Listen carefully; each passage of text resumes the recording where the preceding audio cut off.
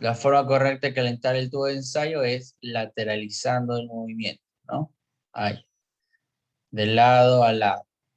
Nunca lo dejen fijo aquí, nunca, porque esto se quema y tu reacción puede explotar, ya puede salir eyectado tu huevo, ya, y ahí al ojo de tu amigo, digamos, ¿no? Pero nunca directo, ya, siempre con movimientos laterales, laterales con cuidado. Entonces, ya tenemos aquí la reacción, el resultado es la formación del coágulo, se precipita. En este caso, la acción de precipitación es que el coágulo va a tender a irse a la superficie, ¿no? Toda la estructura que es hidrofóbica, me refería, ¿no? El ejemplo era que, por ejemplo, un corcho de un vino, si ustedes lo avientan a un lago o un recipiente con mucha agua, va a hundirse en un momento determinado y luego va a salir a la superficie, ¿no? Bien. Entonces, es lo que pasa con la yema del huevo. Se precipita, se desnaturaliza. Bien. Ahora, identificación visual de proteínas. Esta reacción sí va a ir del lado de que necesitas saber que hay proteínas ahí, pero eh, necesitas conservar la naturaleza de esa proteína. Es decir, no la vas a coagular, no la vas a desnaturalizar, ¿no? ¿Y cómo es que realizamos este experimento? Se da gracias a los enlaces peptídicos que tiene cada proteína. Aquí lo que vamos a identificar es el enlace peptídico, es decir, aminoácido más aminoácido forma un enlace peptídico, ¿no? Cuando una proteína se pone en contacto con un medio fuertemente alcalino, se forma una sustancia compleja denominada biuret, ¿ya? Biuret, la cual en contacto con una solución de sulfato cuproso da una coloración violeta, ya violeta, característica. Entonces, ¿cuál va a ser el paso 1? Colocamos nuestra proteína. Paso 2, le colocamos nuestro álcalis fuerte. ¿Cómo está representado el álcalis fuerte? Como hidróxido de sodio, ¿ya? Hidróxido de sodio. Este hidróxido de sodio y hidróxido de potasio son los dos álcalis más fuertes que vamos a ver en el laboratorio. Ya es lo mismo que yo les, fíjense cuán visible está nuestro medidor de álcalis o nuestro representante álcalis, ¿no? Que es el ionoxidrilo, ¿no? Entonces, lo que hacemos es, le añadimos el álcalis fuerte, ¿no? Y al añadirlo es que se forma la sustancia de Biuret, ¿no? La disolución de Biuret. Esta disolución va a ser expuesta o va a ser sometida a otro tipo de reactivo, en este caso un reactivo en base a sulfato cúprico, ¿no? De cobre, sulfato de cobre, se lo añade y el sulfato de cobre es el que va a reaccionar con el enlace peptídico, ¿no? El sulfato de cobre tiende a tener un color medio rojizo, ladrillo, anaranjado, ¿no? Entonces, su color va a cambiar a morado, ¿no? A violeta, a violeta. Entonces, ese tubo de ensayo da positivo a proteínas dentro de la solución, ¿no? Dentro de la solución. Bien, otra prueba es la catalasa, ¿ya? La catalasa. La catalasa es una enzima encargada de la descomposición del peróxido de hidrógeno, ¿ya? La catalasa se la denomina como una enzima antioxidante, ¿ya? Eh, Porque van a ver en patología lo que se denominan los radicales libres, ¿ya? Los radicales libres. que están representados por el ion oxidrilo, el peróxido de hidrógeno, que era HO2, y el ion superóxido, ¿ya? Radicales libres, que si están libres, causan problemas, ¿ya? Si están libres, causan problemas. El radical libre tiende a desnaturalizar las proteínas, ¿ya? Desnaturaliza las proteínas. Entonces, en este caso, el trabajo de la catalasa es descomponer al peróxido de hidrógeno, ¿no? Descompone el peróxido de hidrógeno. Ahora, lo va a descomponer y lo va a convertir en agua, pero este proceso es el que vamos a visualizar ahora en H2O2, perdón. Me faltó uno de hidrógeno aquí. H2O2 es el peróxido de hidrógeno. Entonces, vamos a ver cómo es que reacciona la catalasa o la catalasa. La catalasa es una hemoproteína que existe en casi todas las células del organismo, especialmente en el hígado. En el hígado. Riñón, médula ósea, glóbulos rojos. Los fagocitos también son muy ricos en esta enzima. Claro, en este caso, varias células de tipo inmunitarias van a tener a la catalasa como sustancia de ataque, ¿no? Entonces, ya con un background determinado, decimos que la catalasa, ¿qué es lo que hace? Va a bloquear la acción del peróxido de hidrógeno, ¿ya? Va a bloquear este radical libre, ¿ya? Ahora, la reacción es esta, ¿no? Se somete a peróxido de hidrógeno a una reacción con catalasa y el resultado es que consigues dos moléculas de agua y una molécula de oxígeno, ¿no? Y una molécula de oxígeno. Porque aquí son dos moléculas, ¿no? Es como si fuera H2O2 y otra H2O2, ¿no? Entonces, necesitamos dos moléculas de agua, es decir, necesitamos H2O y H2O. Entonces, aquí le quitamos uno y se va a ir afuera. Le quitamos uno, se va a ir afuera. Y me quedan H2O, H2O. Entonces, esto ya sería 2H2O, que es este aquí. ¿Ya? Me quedaron dos moléculas de oxígeno fuera. Siempre van en parejas, entonces se unen, se aparean, ¿no? Y te da la molécula de oxígeno, ¿no? Te da la molécula de oxígeno. Siempre va junto. Entonces, ahí tienen la reacción, ¿no? Entonces, la catalasa lo que hace es que convierte este radical libre en agua, ¿no? En agua. Entonces, de esta forma evitas la oxidación.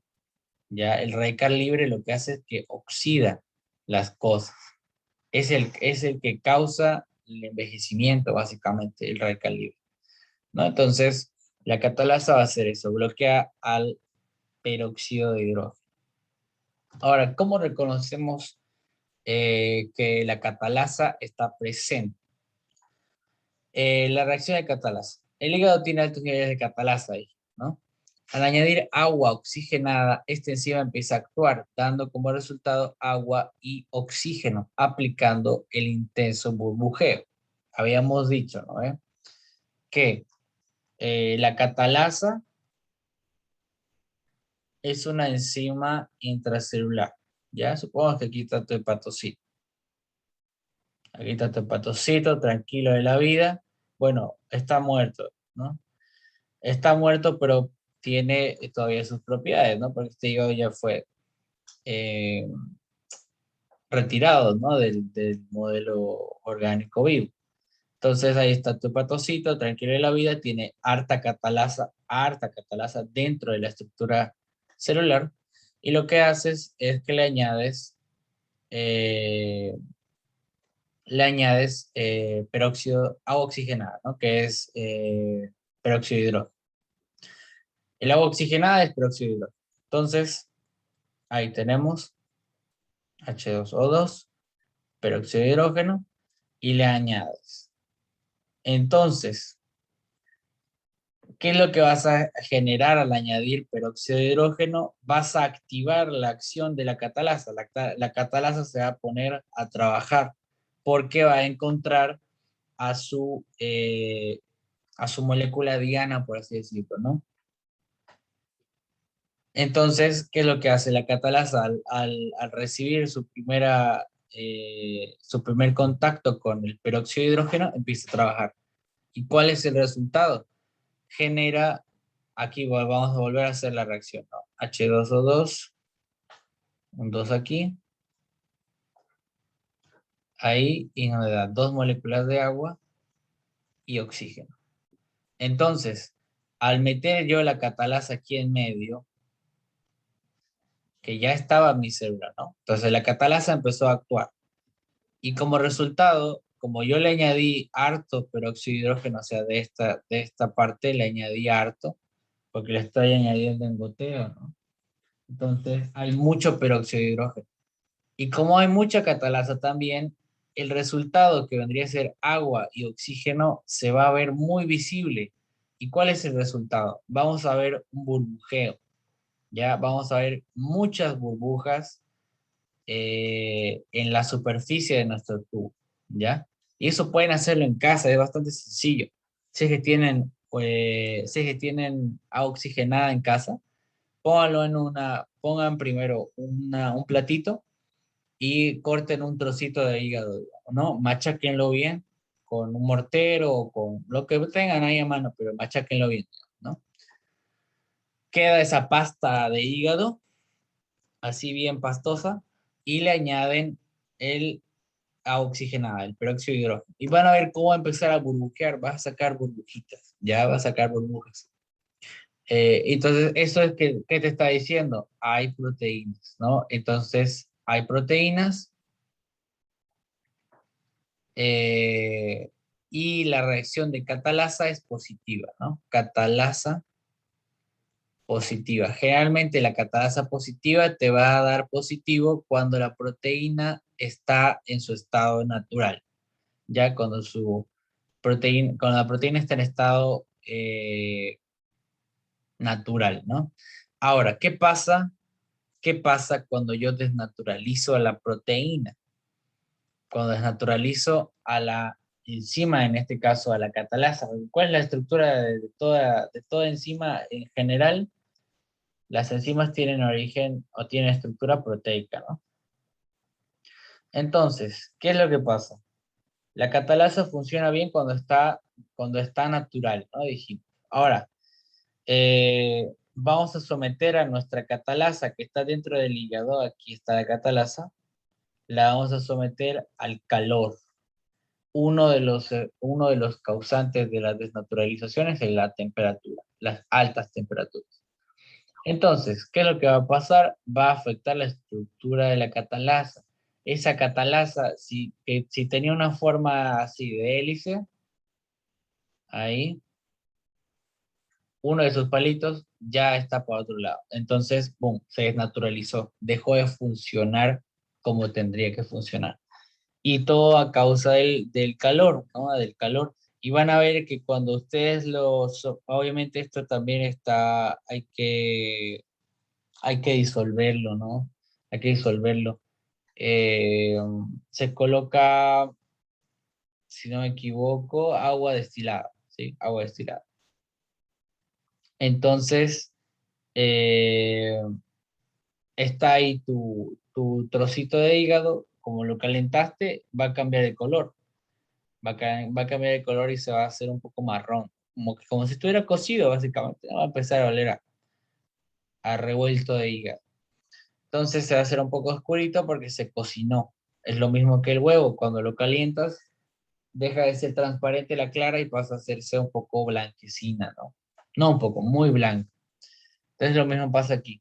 El hígado ya está cocido, ya está hervido, ¿ya? Una vez hervido, le sacas esta agua destilada, la pones, la drenas nomás, ¿no? Y solamente te quedas con tu hígado cocinado. Ahora, si no tienes agua destilada, puedes meterle agua corriente, no hay problema, ¿ya? Pero mejor si se utiliza esa agua destilada para evitar contaminación de tu muestra, ¿no? Entonces está aquí ya tu hígado hervido, ya está cocidito. ¿Y qué es lo que haces? Le añades agua oxigenada, ¿no? La misma reacción. Agua oxigenada, aquí está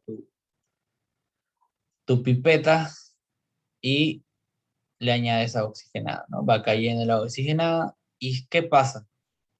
Se va a encontrar con que su catalasa ya no funciona. ¿Por qué? Porque se desnaturalizó. El calor generó que tu catalasa ya no funcione. Se desnaturalizó, ya no sirve. Entonces, aunque llegue un litro de agua oxigenada, no va a reaccionar. Entonces, ¿cómo se queda tu tubo de ensayo? Ya no burbujea, porque ya no se da esta reacción, ¿no? Esta reacción de aquí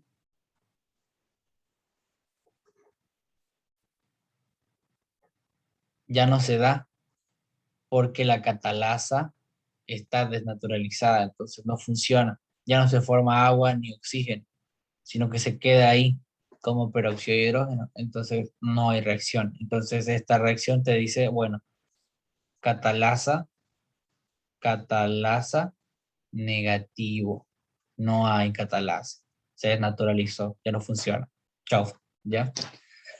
Entonces, esa, por ejemplo, es otra pregunta de su examen práctico, ¿no? Es otra pregunta de su examen práctico. ¿Cuándo da catalasa negativo?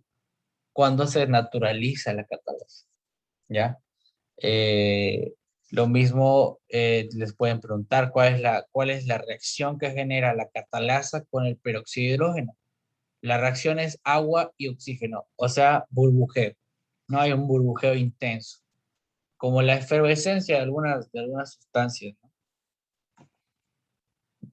Entonces, esa es la práctica hoy. Pueden hacerla mañana o otro día. Les recomiendo que es bastante divertida y aplicable, ¿no? Entonces, obviamente con mucho cuidado, con guantes y con protección, ¿ya?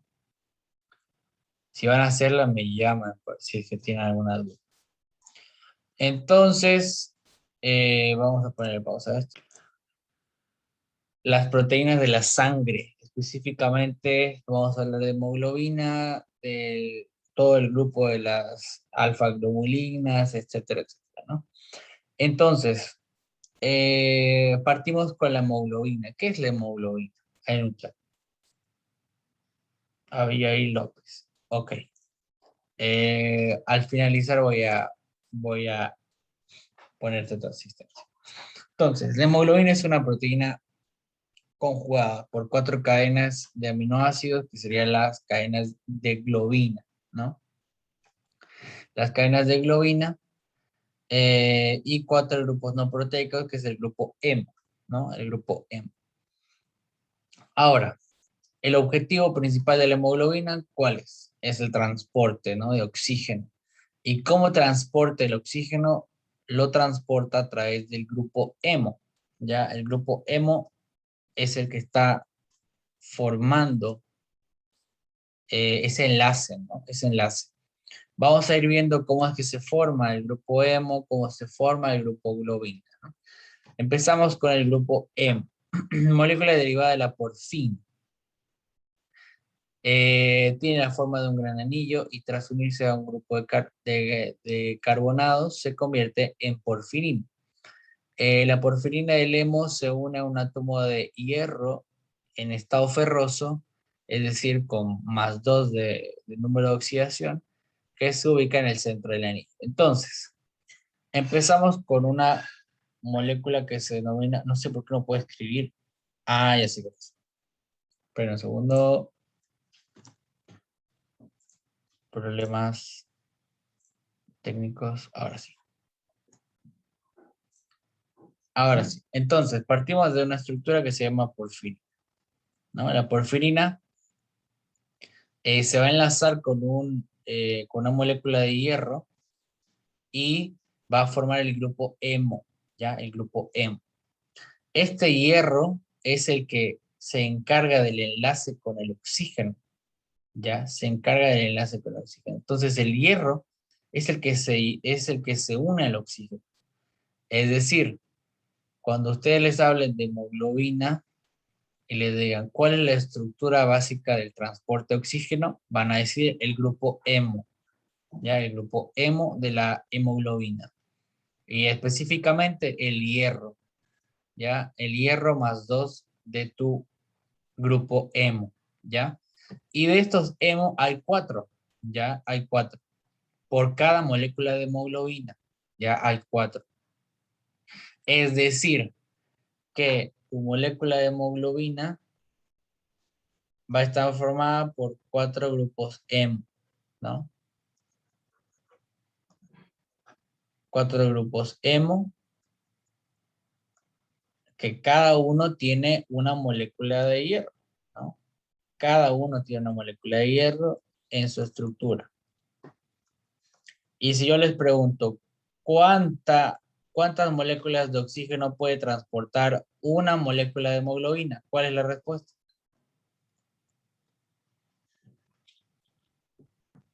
4. 4, excelente. Ese dato mucha gente no sabe por el hecho de que no sabe la estructura del grupo hemo, ¿no?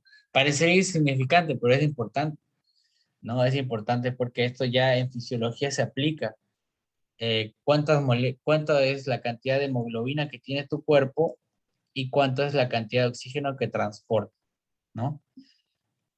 Por eso ya no nos incumbe. Lo que me importa aquí es que tu molécula de hemoglobina tiene 4, 4 grupos hemo, los cuales tienen hierro cada uno, entonces va a favorecer al enlace de 4 moléculas de oxígeno por cada grupo hemo, ¿no? Por cada grupo hemo. ¡Sas! Perfecto.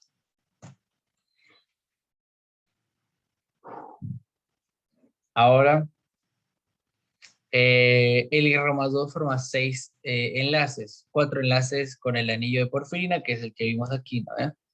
El hierro aquí se llega a esta parte de acá y se enlaza con el grupo de los nitrogenados, del grupo nitrogenado de porfirina, y aquí ya tenés 1, 2, 3, 4 enlaces, ¿ya?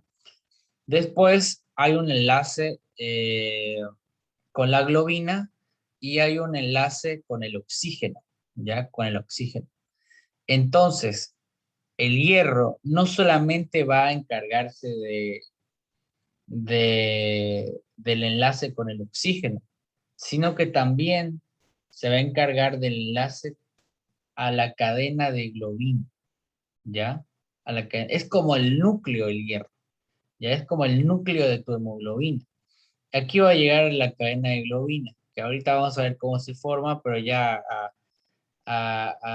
de forma preliminar es una estructura de tipo proteica,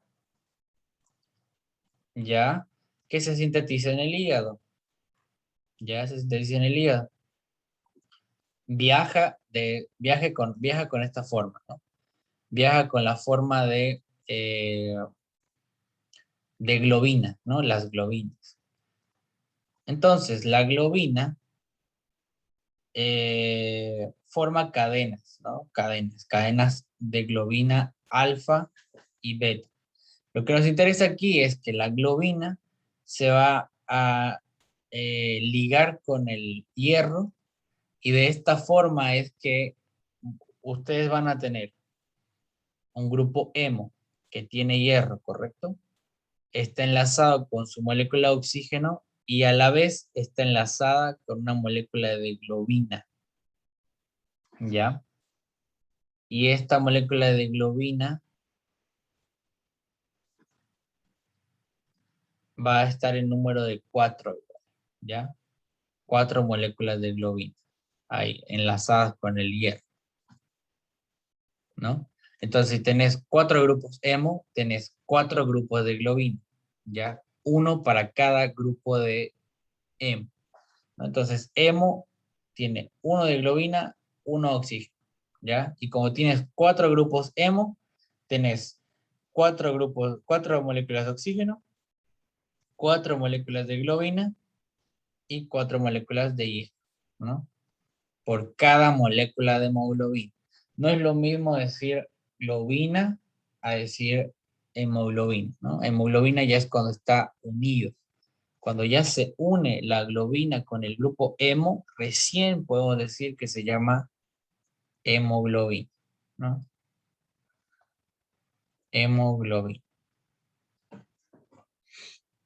Perfecto. Si el hierro se oxida a férrico más 3, no podrá transportar el oxígeno. El hemo se convierte en hematina y la hemoglobina se vuelve a metahemoglobina. Este es un problema muy severo, ¿ya? Muy severo. Puede ser causado por muchas causas. Puede ser inmunológico, puede ser neoplásico, puede ser un RAM de un fármaco, ¿no? Esta metahemoglobina, ¿qué te está diciendo? Te está diciendo que tu hierro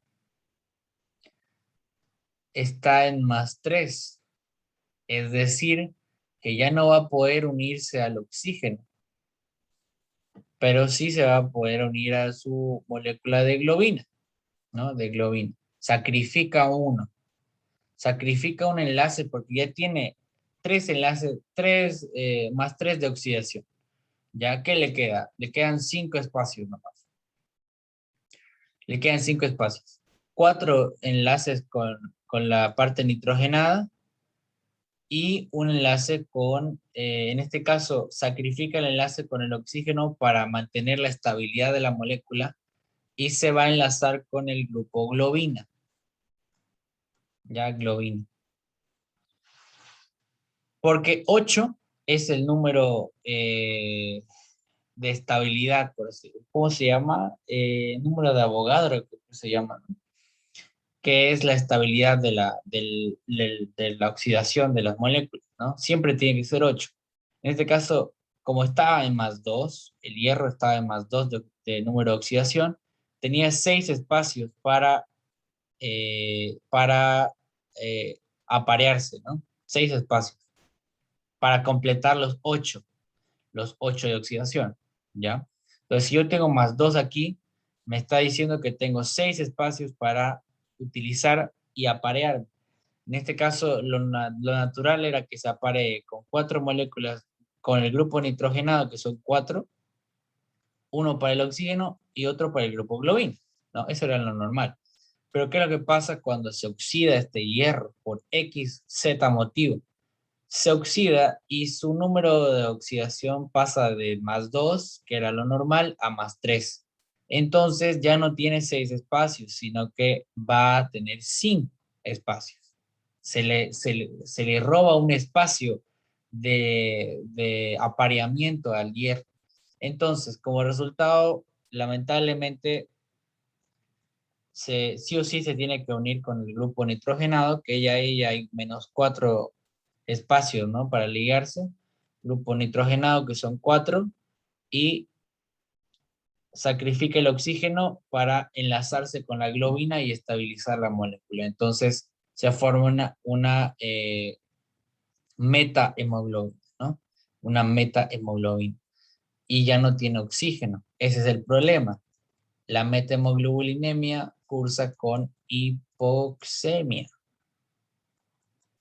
¿Qué es este término? Hipo, poco. Xemia, esta parte de xemia, oxemia, es de oxígeno, ¿no? Y hemia es de sangre. Quiere decir que tu sangre tiene poco oxígeno, ¿ya? Hipoxemia. Es diferente al término hipoxia, ¿ya? Hipoxia es otra cosa. Hipoxia es cuando a tu célula no le está llegando oxígeno por algún motivo, ¿ya?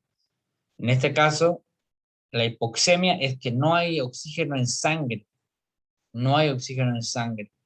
Entonces, la hipoxemia puede llevar a una hipoxia, ¿ya? Puede llevar a una hipoxia, pero no son lo mismo, ¿ya? No se confundan, por favor, porque yo me rayé con estos dos términos Me costó un poco comprenderlo, pero son diferentes. Hipoxemia, no hay oxígeno en sangre.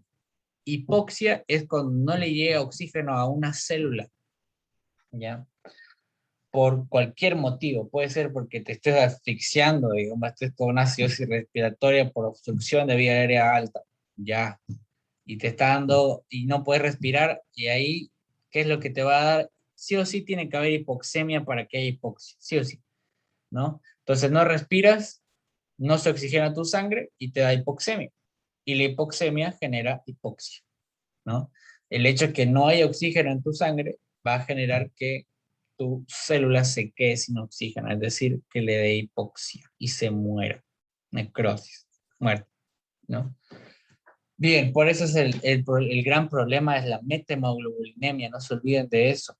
Hay fármacos que generan metemoglobulinemias porque oxidan el hierro, ¿no? También hay metemoglobulinemias de tipo congénito, ya, pero eso ya es otro tema. Perfecto, entonces, aquí está el grupo globina, ¿no? El grupo globina les dije que es una cadena de aminoácidos que se forman en el hígado, ¿no? En el hígado. Y ya dijimos de forma compacta, es decir, ya es de tipo cuaternario, ¿no? Cada cadena tiene un nicho en el cual se aloja el grupo hemo, ¿no? Aquí está una cadena, ahí. Después aquí está otra cadena, aquí está otra, y aquí está otra cadena, ¿no? Entonces, cada cadena de globina va a alojar a su grupo hemo. Fíjense cómo se está enlazando aquí el grupo hemo con uno de sus 6 espacios que tiene, ¿no? Porque el hemo tiene el hierro, ¿no? Más 2, que tiene, entre paréntesis, 6 espacios de enlace. 4 con la base nitrogenada,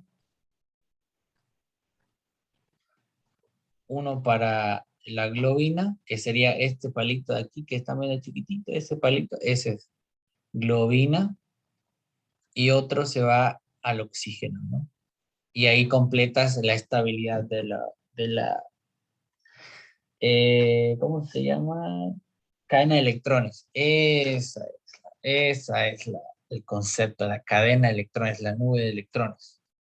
Tiene que tener sí o sí 8 electrones en su último anillo, ¿no? En este caso el hierro. Bien, entonces estas las 4 cadenas en conjunto forman una molécula de hemoglobina. Todo esto es una molécula de hemoglobina, ¿no? Pero que tiene en su interior 4 moléculas de oxígeno, 4 moléculas de hierro y tiene 4 cadenas de globina, ¿no? Y 4 grupos hemo en su interior. Bueno, aquí está ya la forma de recolección de sangre, eso ya es un poco más clínico, ¿no? Podemos hacer a través de bránulas, podemos hacer también por punción, eh, punción o flebotomía también se puede hacer. Y pasamos a la determinación de la hemoglobina. Consiste en hacer reaccionar la sangre con un reactivo que contiene cianuro y ferrocianuro potásico, reactivo de Dapskin, que oxida la hemoglobina a metemoglobina, la cual a su vez pasa a cianometemoglobina. La intensidad del color de este compuesto se mide fotocolorimétricamente. Este es un espectrofotómetro, ¿no? Un espectrofotómetro. El espectrofotómetro, ¿qué determina? Determina la amplitud de onda que tiene una molécula, ¿no? Y al determinar la amplitud de onda, determinas qué tipo de molécula es, la naturaleza de la molécula, ¿no? Y todo esto se define en las funciones, ¿no? La hemoglobina se une reversiblemente al oxígeno y forma oxihemoglobina. Y bueno, ya la oxihemoglobina es lo que normalmente conocemos, ¿no? Como la hemoglobina oxigenada, porque hay 4 ya sabemos por qué son 4, ¿no? La reacción depende de la presión parcial de oxígeno. Obviamente también esto está determinado porque necesitas más presión para unir la hemoglobina con... Ah, eso también me faltó decirlo. Si bien el hierro se une con el oxígeno de una forma pasiva, hay una preferencia que tiene el hierro por el dióxido de carbono, ¿ya? Tiende a ser 6 veces más atrayente el dióxido de carbono que el oxígeno, ¿ya? Por eso necesitas presiones de hasta 104 milímetros de mercurio a nivel pulmonar para que se enlace tu oxígeno con el hierro, ya con el hierro más 2 de tu hemoglobina, ¿no? A cada gramo de hemoglobina lleva 1.3 ml de oxígeno. Este dato, anótenlo en algún lado, en su nevera, no sé dónde sea, pero es importante. Ya es importante. ¿Cuánto oxígeno lleva cada gramo de hemoglobina? Importantísimo, ¿ya? La sangre del adulto promedio tiene 15 gramos, por lo tanto, con la multiplicación tendríamos aproximadamente 20 ml de sangre por decir.